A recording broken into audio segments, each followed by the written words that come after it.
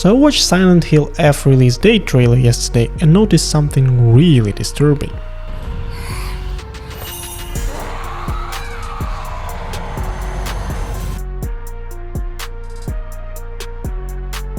Oh, I'm sorry, Konami, maybe you should call your product Silent Hill F license then. But alright, let's take a deep breath and try to understand what is going on here. At first, I thought maybe I was overreacting. Maybe this has been standard thing for a while and I just missed it. But I checked.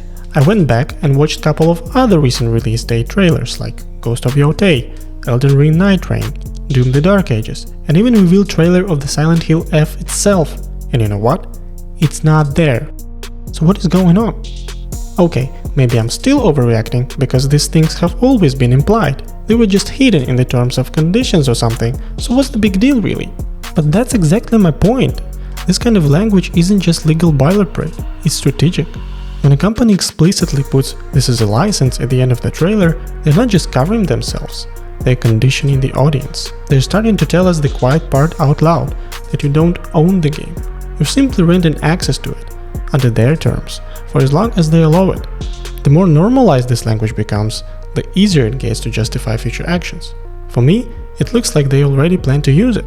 Because if a game disappears from your library down the line, they'll just point to the screen and say, well, you knew it was just a license. But alright, what does it mean in practice? In practice, it means that your access can be revoked at any time, you have no resale rights, you can back up or preserve the product without violating the terms, and in general, your access to the content is conditional. This is fundamentally different from what buying used to mean. Back in the day, when you bought a disc, you could install the game, play it offline, land it, keep it forever. Now, even if you pay $70, you're just temporarily being allowed to play it. You might say, alright, that's somewhat disturbing, but what are the odds of any of that actually happening? Well, guess what? The first bell has already tolled. Last year, Ubisoft shut down the service for the original The Crew. That game, which many people paid full price for, became unplayable. Not less fun, not online only, completely inaccessible. Why? Because it required online service, and Ubisoft decided it was no longer worth supporting. They didn't refund the players, they didn't unlock the game for offline play, they just pulled the plug. This is what licensing enables.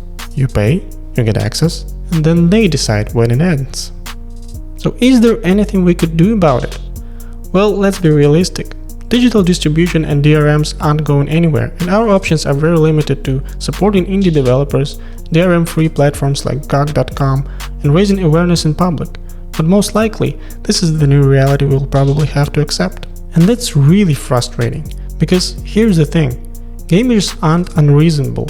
We understand server costs, we understand the realities of digital platforms, but what we don't accept, and should not, is being misled by being told we're buying something when really we're just borrowing it, with no control and no guarantee. Gamers are the most dedicated, passionate, and loyal audiences out there. We invest time, emotions, and money into these worlds. We don't just consume games, we preserve them, we replay them, we cherish them, we keep them alive when publishers move on. We don't think about games as a disposable content, and it deserves to be met with respect, not legal loopholes. If the industry wants our continued support, it needs to meet us halfway. Be honest, respect ownership, give players real options, because we deserve better than this. You deserve better than this.